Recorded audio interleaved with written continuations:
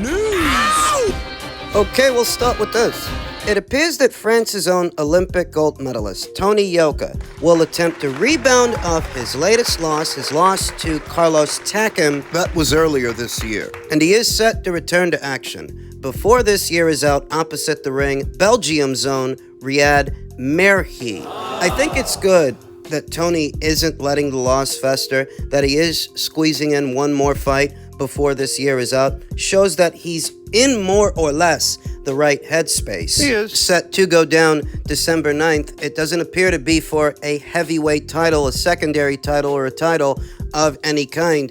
At this point for Tony, it's just about getting the W. It's just about getting back in the winner's bracket, sporting a professional record of 11 wins with 2 losses, no draws, 9 knockouts. When this fighter debuted as a professional, I have to admit, I thought he'd do better than how he's doing right now, getting annihilated by Martin Bakole and subsequently outworked by Carlos Takam. I have to admit, Tony's career is not going the way I thought it would. An Olympic gold medalist. Sometimes some fighters, they make better amateurs than they make professionals, because in the amateurs, you're fighting with headgear. You're only fighting for 3 rounds. And that's not saying that it's easy. That's saying that it's different. It's different than what you need for the pro ranks. He's going to be facing Riyad Merhi, who's got a lot more pro fights than he does, more rounds in the bank, sporting a professional record of 31 wins, 2 losses, no draws, 26 knockouts, having been knocked out at least once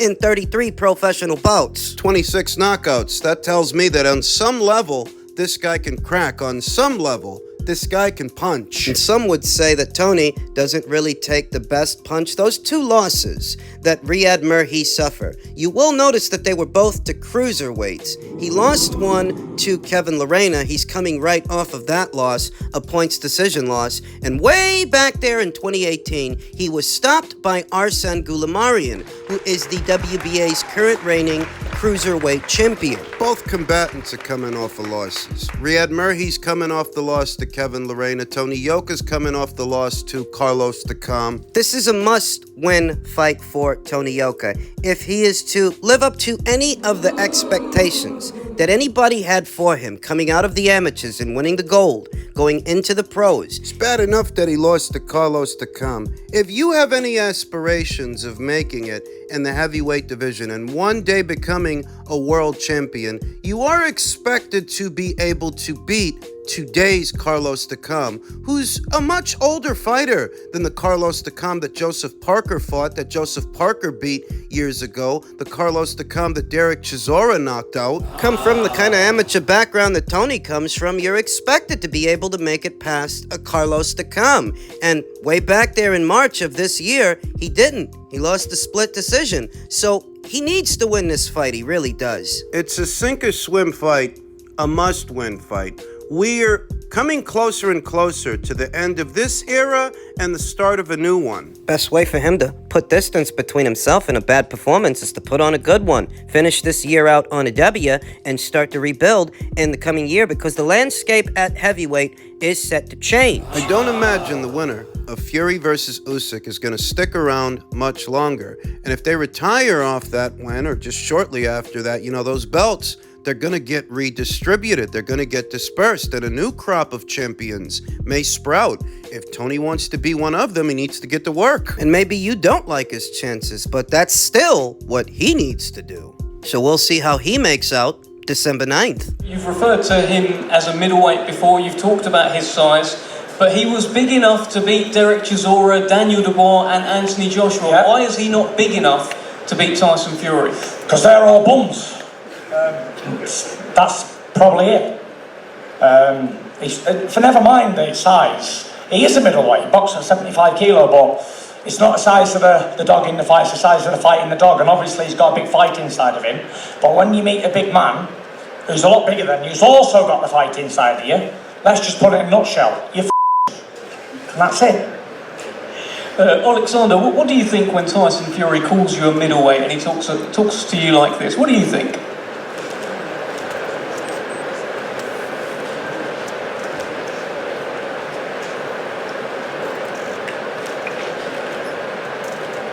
Maybe it's true.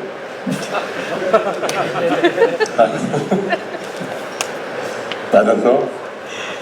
For me, it doesn't matter. You know, Tyson Fury every time a lot of speed, but for me, it doesn't matter. Oleksandr, you have faced off with Tyson Fury a couple of times now. Now, after the Derek Chisora fight, he was in your face, he was very loud, he said a few things. Then after the Francis Ngannou fight, it was a bit more quiet. Have you taken anything from these face-offs when you've looked into his eyes?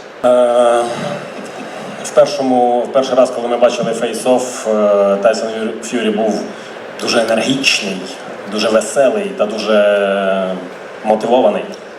The first time I made the face-off with Tyson after Chisora fight, he was very motivated, with high energy, with high spirits. Останній раз він був втомлений. The last time he was exhausted. Tyson, let me bring you in here. Is this the biggest threat you've faced so far? Nowhere near. Easy fight. Nowhere near the biggest threat. He's a boxer. We know he's a slick boxer, southpaw. He ain't the biggest puncher in the world. And he's not the biggest, strongest man in the world. So, listen, I can outbox him. I can get on the front foot and slaughter him. There's plenty of ways that I can skin this cat. But we'll find out on the night. And listen, obviously it's a no contest when we're up here talking shite, because I'm speaking to myself and they're conferring amongst each other and yada yada yada. But we're not here to talk. It's not a talking contest, because it's just not. It's a boxing match. And on February 17th, all the talking's out the window. Nothing matters what you said or what I've said. It comes down to who's going to win the fight. All Tyson Fury can really say to Oleksandr Usyk or say about him is that he's ugly and he's smaller, that Tyson Fury is big. He's bigger than Usyk. In fact, the people that are picking Fury to beat Oleksandr Usyk, all they can offer up in terms of an explanation is that Fury is bigger. He's much bigger than him, though not necessarily better. I don't think he's better. No, I don't think Fury is a better boxer in terms of nuts and bolts boxing. I don't think he's a better boxer than Usyk. I don't think he's got a better jab, better timing. I don't think he's better coordinated. I don't think he has better feet. I think Usyk, being a southpaw, is going to give Fury some issues, same kind of issues that he had with Otto Wallin, just with a smaller, trickier target that's lighter on his feet and harder to catch. That's what I think. That Usyk is a southpaw, that angle of attack, I think that's going to bother Fury. Not just because Francis Ngannou, a novice boxer that never really boxed before under the hot lights, not just because Ngannou put him on his ass and Ngannou embarrassed him. This is what I was telling you before that fight, before that circus match. Are we to believe that Ngannou can catch you between the punches? Ngannou, who never really boxed before, Ngannou can catch you in between the punches, but Oleksandr Usyk can't. As many times as Tyson Fury has hit the deck throughout his professional boxing career, all the way back to the beginning with guys like Nevin Pajcik, in the middle with guys like Steve Cunningham, more recently with guys like Wilder, and even more recently with Francis Ngannou, it's either Tyson Fury isn't as durable as people think he is, or he's got balance issues. And I think he's got balance issues, the way that he's built. So much of Tyson Fury's weight is in the trunk. He's got skinny legs. The weight isn't distributed evenly like you see on some other fighters, some other athletes, and because it's not distributed evenly, it manifests as balance issues, and perhaps that's why Tyson Fury has been sat on his ass so many times. It's not saying Tyson Fury doesn't have his virtues or that he doesn't move well for a man his size. He does, but I think he's also got balance issues. How else can you explain how many times he's been knocked on his ass? That being said, I don't think he's coordinated or as balanced as Oleksandr Usyk. Belts come back home to Ukraine. Thank Robin, you, ladies I only and believe one gentlemen. Ukrainian of all the belts. Glory and to I the believe heroes. that idiot of the belts that I gave him, including my Ring magazine that I only vacated last year, so I can win it back 3 times, sausage. I'm gonna bust him. Sausage, ugly little man, rabbit. Run, rabbit, run, rabbit, run, run, run. I don't want them all more. You know what's coming, you're getting smashed to pieces, sausage.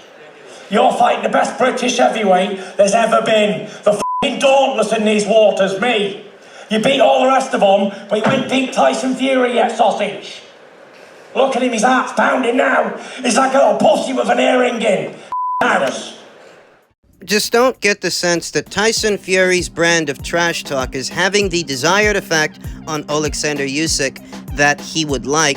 And I said that ahead of time. I said that before we got here, that maybe Tyson Fury had an angle with Vladimir Klitschko, and maybe he had an angle with Deontay Wilder, and even when he blasts Anthony Joshua and all the different things he says about him, maybe he can strike a chord with him, elicit a response or something from him. But with Usyk, he's talking to a wall. Throwing shit at one, hoping something sticks. The language barrier doesn't help it. For all we know, maybe Oleksandr Usyk doesn't even understand most, if not all, of what Tyson Fury is saying a waste. Maybe he does, but he just doesn't care. This is just a big guy with a big mouth who's always flapping his gums. He was asked if he's ready for Tyson Fury's mind games, and he responded by saying, I'm already in his head.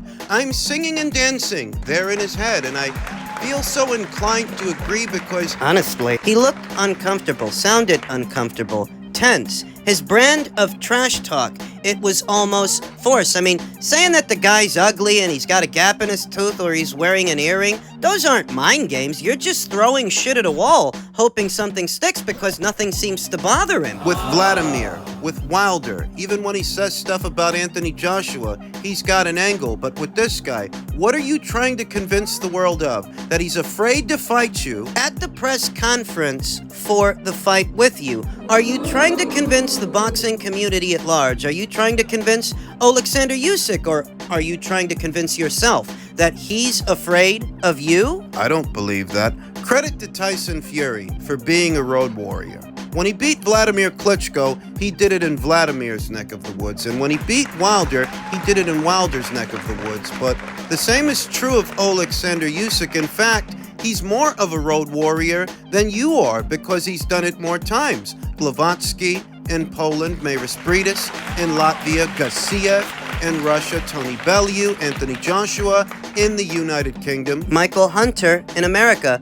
Usyk is not daunted, not intimidated by circumstances like these and facing a naturally bigger man. It's safe to say that he's done that a few times now. No. He's settled in. Even before Tyson Fury's piss-poor performance with Francis Ngannou, which by all rights shouldn't have happened, that if you are who you say you are, then there's no way a novice could go in there and do that to you. What that tells me is that you were asleep at the wheel. You didn't take the assignment seriously, and it's momentary lapses in judgment like that that you get from Fury that you won't get from an Usyk, because he's not an egomaniac like Tyson Fury. He doesn't have to put up a front. He doesn't have to talk himself up. You do, because you're insecure. You have to fill the air shouting obscenities and expletives and insults at Oleksandr Usyk because the silence unsettles you. That's what I took away from their press conference last week, that Oleksandr Usyk's responses were more reserved. He didn't have to shout, didn't have to scream, didn't have to insult Tyson Fury, and he took his time with his answers. And as he did, Fury looked unsettled. Impatient. Because he doesn't have the mental edge here, and all he really has to say are infantile insults and quips about Usyk's looks. I don't know what you're expecting him to do when you say that. You expect him to go cry in a corner? All he really can say is that he's bigger than Usyk is, but the old saying goes, the bigger they are, the harder they fall. And while you may be bigger than Oleksandr Usyk, you're also clumsier, less coordinated, often off balance, which is why you've been sat on your ass so many times. You're not a consummate professional. You let yourself go in between fights, and let's not beat around the bush. You're a junkie, you're an addict, you're a cokehead. That matters. To me, it does. Who can keep their eyes on the ball when nobody's around? When nobody is looking. When nobody's looking, Usyk's got his eyes on the prize. When nobody is looking, Fury's in the bathroom treating his nose to that booger sugar. No man born of his mother can sniff more blood than Tyson Fury. Which athlete's body do you think will deteriorate faster? The guy that don't take care of himself in between fights? The guy that's addicted to drugs and alcohol and all these different things? I mean, Fury can box. I'm not telling you that he can't. And he is agile. He moves well for a man his size. He's more agile than most other heavyweights. Just not this guy. He's fast enough and nimble enough to outmaneuver many of the slow plodders and kluggy heavyweights in the heavyweight division, but Usyk is anything but a kluggy heavyweight. Moreover, not only do I think he's more agile and more nimble and more coordinated and more balanced, he's also a smaller target with, I think, a better engine. Usyk has a way of draining his opponents by forcing them to work at his pace instead of him working on theirs. Missing so many punches round after round and having to keep up with and keep on him, they inadvertently burn themselves out. So by the time those later rounds roll around, they are exhausted. It's not the power. It's not the power he gets to these guys with. And it's not the power that put Daniel Dubois down 2 times. It's that he was mentally defeated and physically exhausted. The idea that just due to Tyson Fury's sheer size, he's gonna go in there and run over him, bulldoze him. Well, I mean, he didn't bulldoze Otto Wallin. Excuse me for saying so. Otto's a good boxer, but he's not on the level of Usyk. And Fury didn't go in there and bulldoze him. He went to a decision and he labored with him. Beyond that, some years later, he labored with an MMA fighter. Not a real boxer, an MMA fighter. Do I have to keep reminding you? Fury doesn't fancy this fight. In truth, I don't think he's ever fancied this fight.